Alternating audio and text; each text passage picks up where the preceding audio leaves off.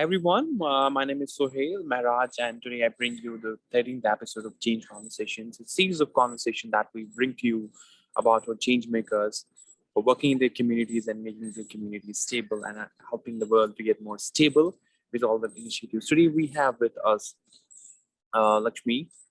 She's from India. Lakshmi, can you introduce yourself and your initiative? Yes, thank you for having me here, Suhail. My name is Lakshmi, and I'm working with the community in Kumli, which is a village in Idiki district of Kerala in India.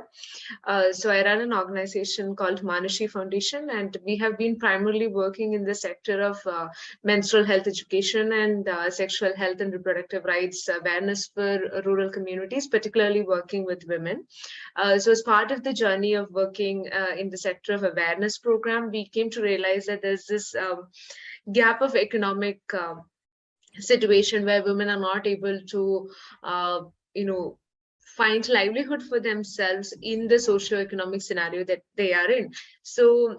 Just as a like a personal initiative, what I started doing is to uh, like support a few women to set up small scale businesses, which from which they could either have a livelihood or a supplementary income for their lives. And so that's how we started with the project of income generation activity in the community. And right now where we are at is we have an online store which serves as a marketplace for these women to sell the handmade products that they make. And something that has been in focus for the livelihood initiatives is that we wanted to make sure whatever products are being made are handmade and chemical free and are sustainable in the long run, and which also has the potential to scale up. But it is not exactly like a centralized model where you have a unit where like that Manushi is running a unit where women come and work and get their livelihood, but rather the initiative was more on the lines of like empowering individual women entrepreneurs to uh, skill themselves in such a way that they get to decide when they work and what is the work that they want to do, and they get to decide where they are physically located rather than having a structure, a centralized model of establishment. And I think that is something that we have been working on to design and implement as a team. So yeah, that's the work that we do. It's very inspiring to hear. Like it's really magnificent. The work that you are doing, and its ability in helping millions of people, like to achieve their dreams. And there are people like who want to associate their dreams. It's more of like you're putting an interface for them. Where they can associate their dreams. So if I were to ask you, like, what was the motivation? That or what was that triggered you to initiate this initiative or the work that you are doing it? Were you the same as a child, like what was that fascinated you, like to start this? So I think, like for me, the whole part of working in the community came from my mom, because she was a social worker. She was primarily working with the tribal communities in my area, and her work was also on the lines of setting up livelihood initiatives for the communities that are dependent on the forest. So she was working with the forest department as a non-governmental official. So she worked with the communities so that they would have an income uh, such that they didn't depend on the forest and exploit the forest for their livelihood. So that is like my upbringing. I grew up with the community. So for me, that is like, let's say, now I'm 27, so that means this experience that I'm talking about is almost 23 years back. And so at that time, whatever initiatives happened and like took form and shape were happening quite smoothly. But once the pandemic hit, what happened is because of the existing nature of our society and how our social systems are designed, the women took a bigger, toll. Like they were at the end where their economic sources got completely washed out with the pandemic, because most of the women were dependent on the tourism economy that was there in place in Kumli. So they did not really have access to any other economic resource once the pandemic hit. So, but for the other part where like the men in the community, they still had resources, they still had some means of economic sustenance for them. And because there was this background of working with the people, primarily my work was just about talking about menstrual health awareness and educating them about that. But once we started working there, it became more evident that there is this economic situation that we need to address. So that is the starting point. So that's the starting point where we started on this economic initiative journey. And I think it's more on the lines of it's like it's my community. I know people by name. So for me to work there is more like it's like playing in the home ground in one way or the other. So it's very easy for me to understand what is the issue and to suggest a solution which is specific to the geography and the socioeconomic situation that I'm working in, because I grew up there. And I think that is probably the best part of what I'm doing here. It's very specific. It's very specific to the community, and that in itself is something that I say, because whatever I'm doing here, it's something that anyone can replicate in their communities. And so whatever we are working here is catering to a smaller community, and is working with a smaller group of buyers and sellers. So it's like an ecosystem that we are creating, and that is a very replicable model. You can replicate it anywhere else in the world as well.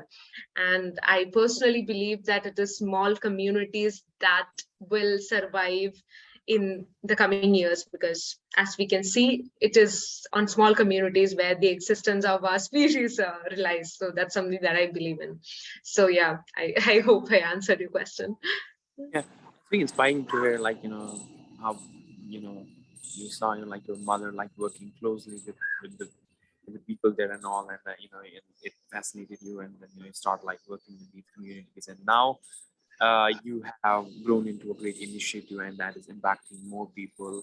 So, what are some of the success stories that you would like to share with your audience? Like, what are the impact numbers that you were able to achieve and all? Okay. So in terms of success stories, like I said, so when we started out, it was not like there was like a definite plan on how we will be going forward. To be honest, I got that clarity only after I became part of the fellowship, because until then it was more on the lines of like, what is it that I can do? In my limited capacity, I have a full-time job, I have things to manage, and I don't come from a very well-off financial family situation where I can like just go all out and do social work. I need to take care of my subsistence too.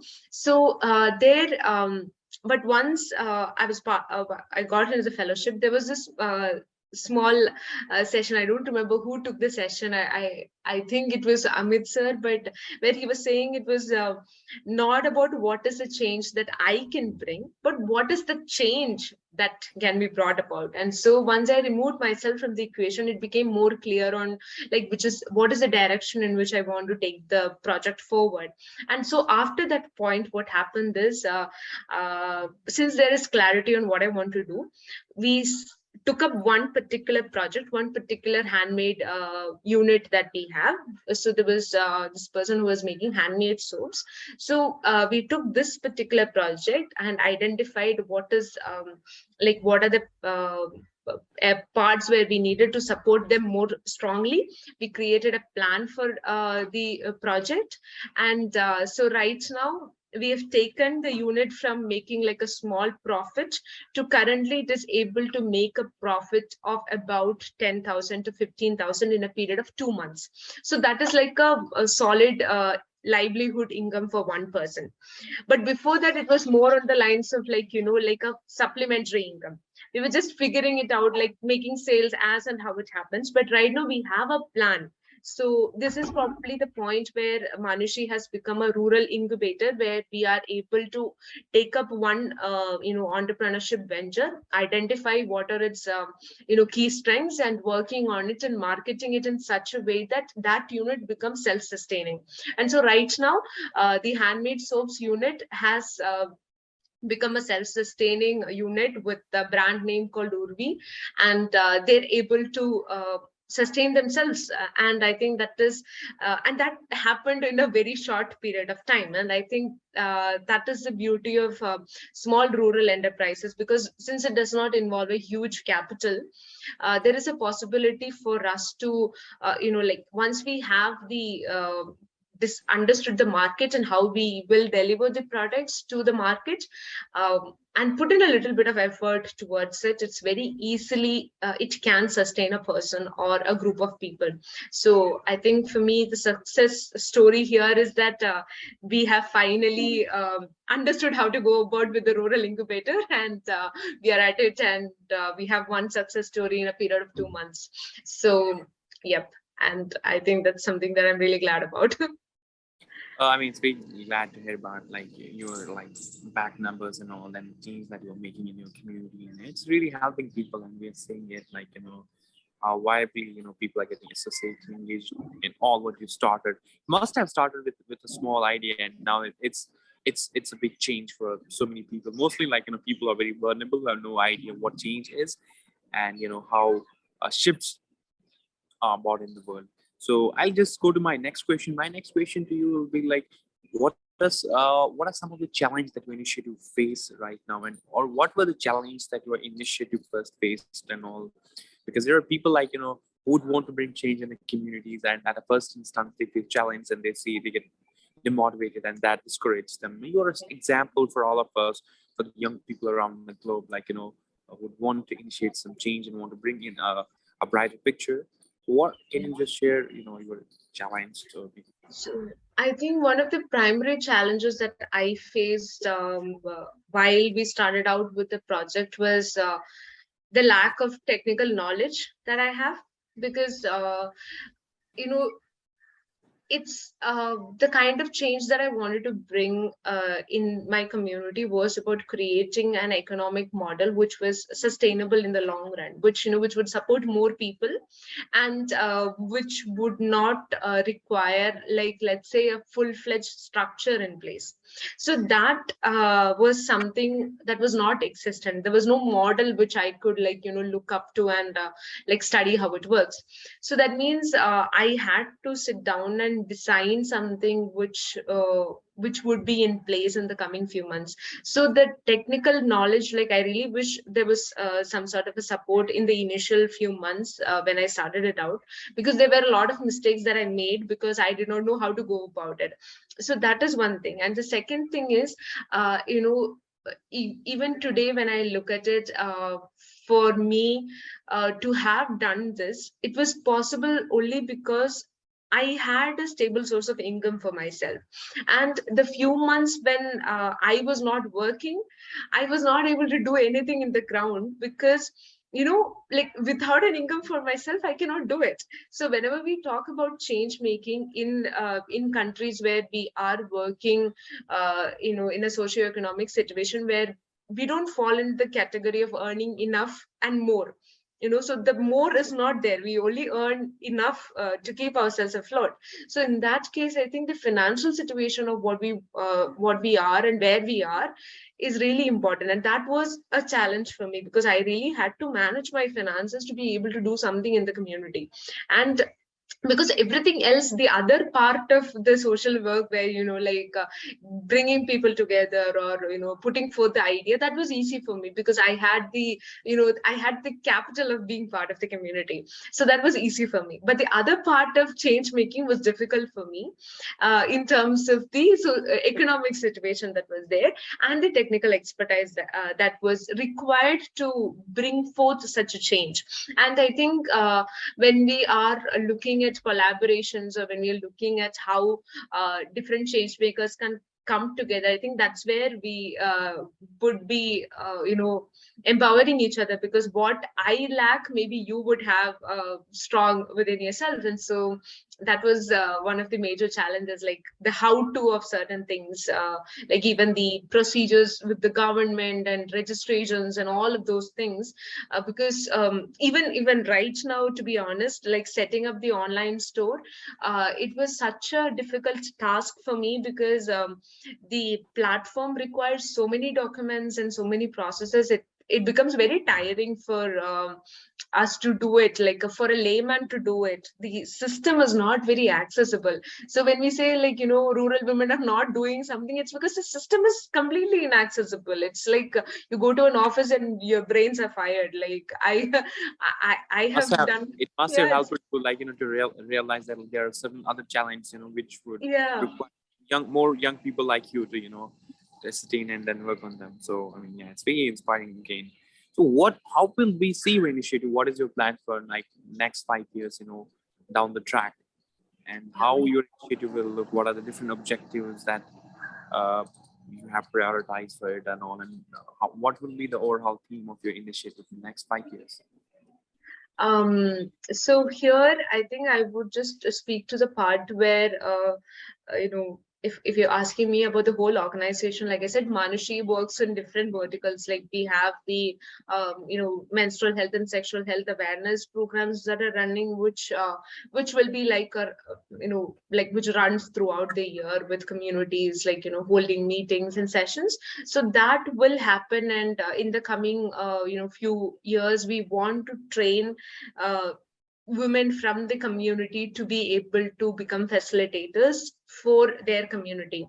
Let's say wherever we are working, let's say I'm working in Kerala, I'm working in Tamil Nadu, it doesn't matter. In each of the communities that we work, we want to have facilitators to take the project forward, because it's something that will be there throughout the years to come. So that is one plan that I have for that part of the work. And for the other part where we're doing this rural incubator, so what I want it to look like in the coming years is where we have uh, a space, a dedicated space where people can come and access the resources and the tools and the mentorship that they require to set up entrepreneurship ventures for themselves, and see to it that it becomes a sustainable enterprise, sustainable venture in terms of economical part of it, and in terms of what it leaves to the planet. Like what are they making, where are the resources collected? So in a way, it is also creating a shift in the consciousness in terms of what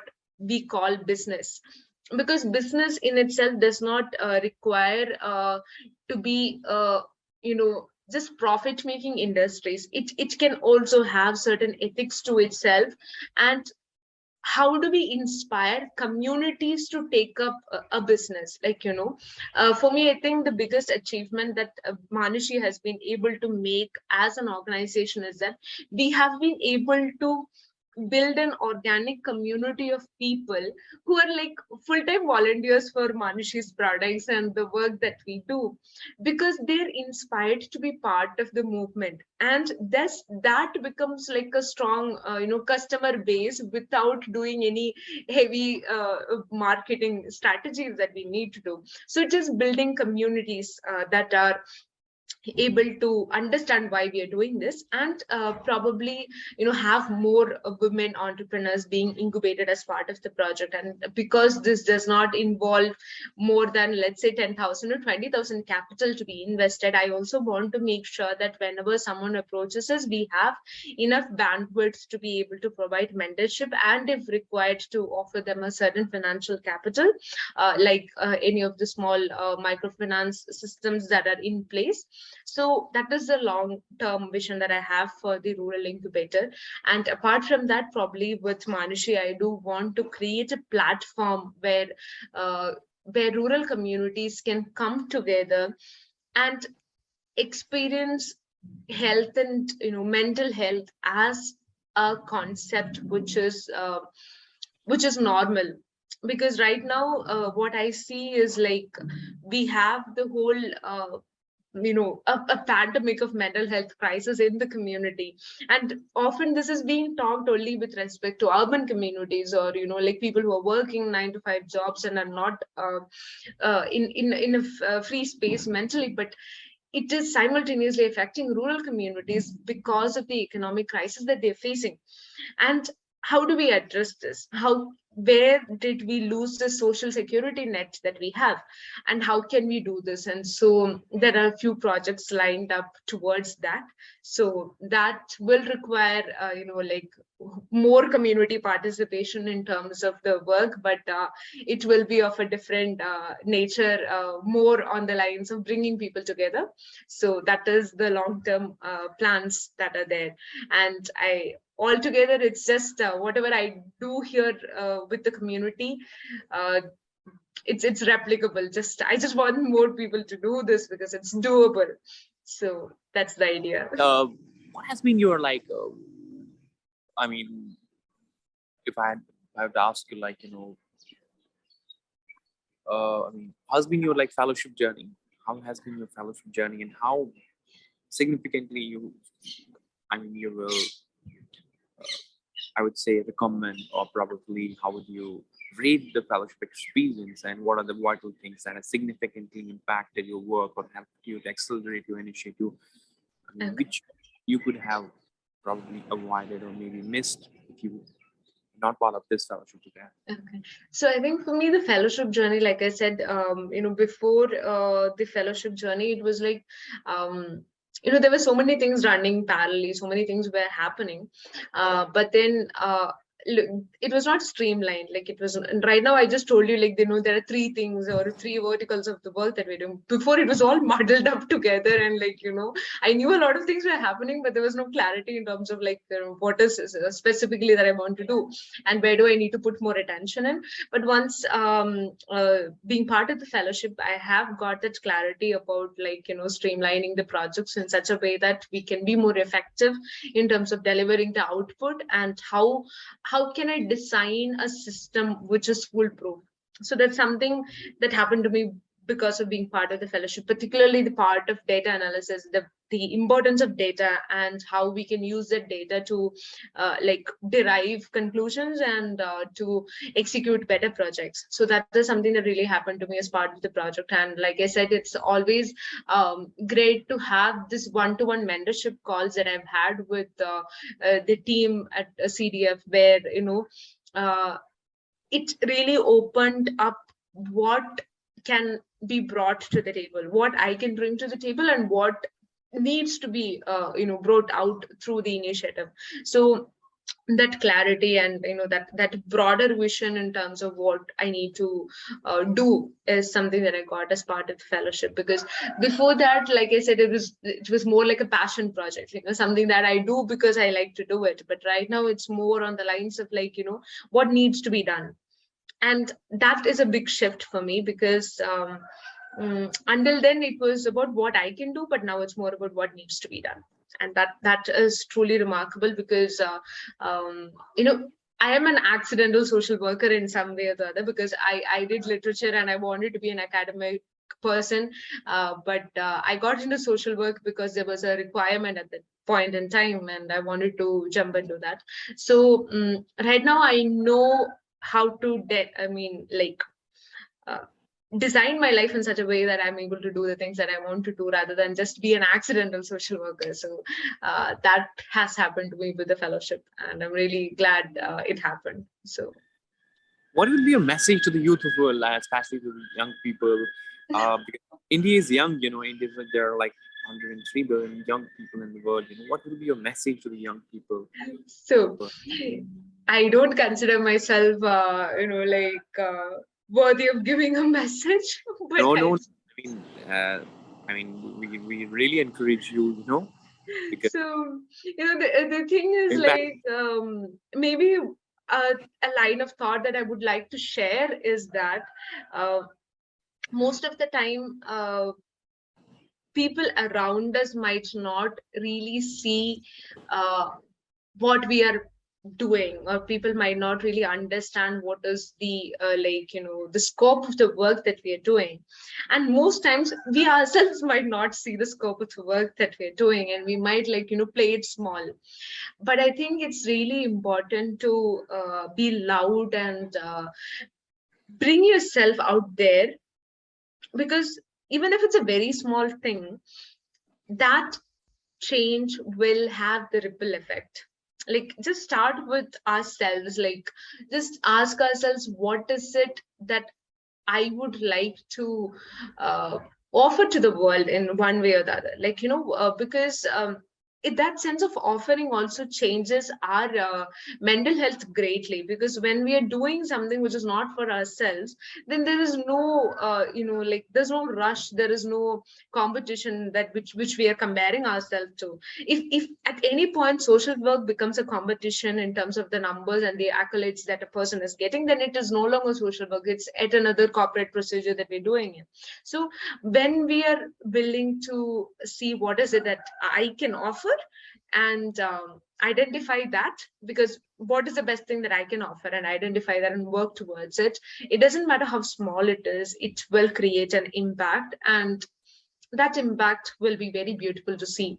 So I think it's just a personal journey that I hope all of you would pursue yourself.